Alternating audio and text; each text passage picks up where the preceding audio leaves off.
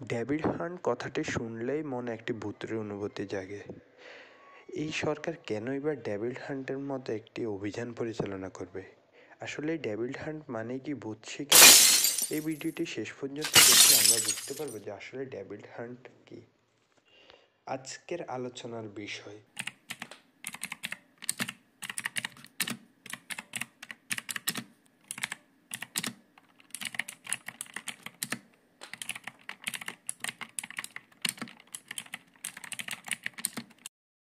আসসালামু আলাইকুম। Learning short ক্লাসের পক্ষ থেকে আপনাদের জানাচ্ছি আন্তরিক অভিনন্দন।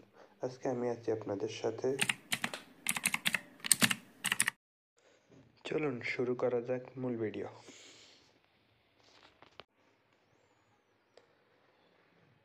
ভিডিও শুরুতে থাকছে ডেভিড হান্ট মানে কি, কেন এই নামকরণ করা হয়। আসলে অপারেশন ডেভিড হান্ট এর বাংলা অর্থ হচ্ছে শয়তান শিকারের অভিযান। এটি একটি সামরিক বা গোয়েন্দা অভিযান বোঝাতে পারে, যেখানে শয়তান বা দুষ্ট লোককে লক্ষ্য করে এই অভিযান পরিচালনা করা হয়। কেন এই অভিযান পরিচালনা করা হয়? সারা দেশে যখন জ্বালাও পোড়াও, ভাঙচুর, খুন, হত্যা, ধর্ষণ, রাহাজানি এবং বিভিন্ন সন্ত্রাসী গোষ্ঠী মাথাচাড়া দিয়ে ওঠে এবং দেশকে অস্থিতিশীল করে তোলে এবং এই সরকারের সকল পরিকল্পনাকে ব্যর্থ করে দেয়, দেশের অর্থনৈতিক উন্নয়নে বাধাগ্রস্ত করে এবং বিভিন্ন সন্ত্রাসী গোষ্ঠী মাথাচাড়া দিয়ে ওঠে, তাদের নির্মূল করার লক্ষ্যে এই অভিযান পরিচালনা করা হয়। এই অভিযানের মূল লক্ষ্য কী?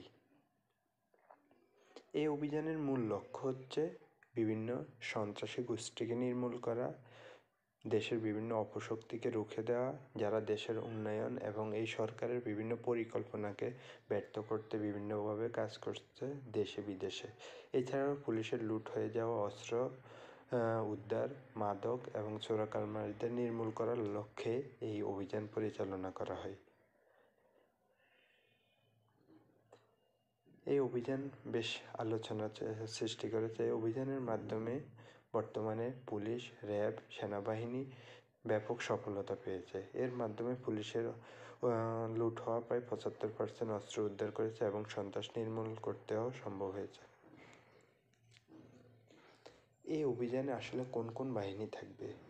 এই অভিযান যৌথ বাহিনী বলতে এখানে সব ধরনের বাহিনীকে বোঝানো হয়েছে, বিশেষ করে পুলিশ, র্যাব, সেনাবাহিনী, বিমান বাহিনী এই অভিযানে সক্রিয়ভাবে ভূমিকা পালন করবে। এছাড়াও বিভিন্ন গোয়েন্দা সংস্থাও এই অভিযানের জন্য কাজ করবে।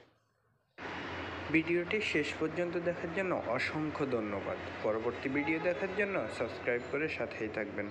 Thank you.